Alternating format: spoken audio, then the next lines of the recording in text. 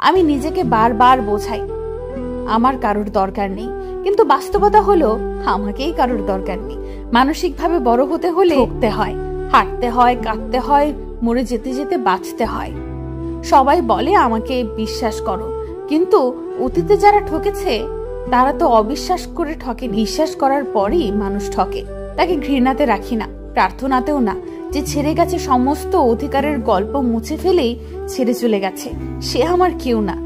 যখন আপনি চোখে এক সমুদ্র জল নিয়েও বাকি মানুষদের সামনে হাসি মুখে থাকবেন, তখন বুঝবেন নিজেকে ভালো আছি বলতে শিখে গেছো। তখন আপনি চোখে এক সমুদ্র জল নিয়েও বাকি মানুষদের সামনে হাসি মুখে থাকবেন, তখন বুঝবেন নিজেকে ভালো আছি বলতে শিখে গেছো।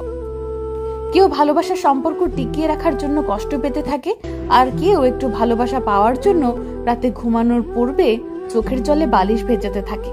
আপনাকে জিতিয়ে দিয়ে যে মানুষটা হাসতে হাসতে বারবার পরাজয় মেনে নেয়, আপনার ঠোঁটের কোণে এক চিলতে হাসি ফোটাতে সমস্ত অধিকার ছেড়ে দিয়ে যে আপনাকে সব সময় দূর থেকে খেয়াল রাখে, সেই মানুষটা আর যাই করুক অ্যাটলিস্ট বিশ্বাসঘাতকতা করবে না।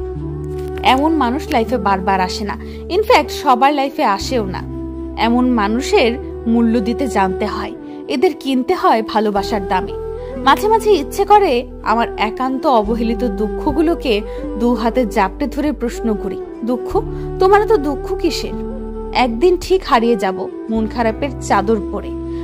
কুয়াশা যেমন মিলিয়ে যায় রোদের তেজ বাড়ার পরে, আমার খেয়াল আমাকেই রাখতে হয়, কারণ এই পৃথিবীতে সবাই মায়ের মতো হয় না।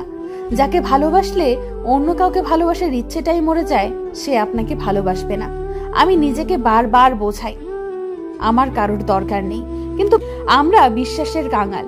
কিছু কিছু মানুষকে বিশ্বাস করে নিজের সবটুকু বিলিয়ে দিতেও দ্বিধাবোধ করি না।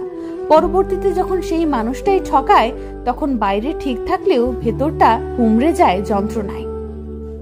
প্রতিটা মানুষের দুটো গল্প থাকে, একটা সে সবাইকে শোনায়, আর একটা সে সবার থেকে লুকায়।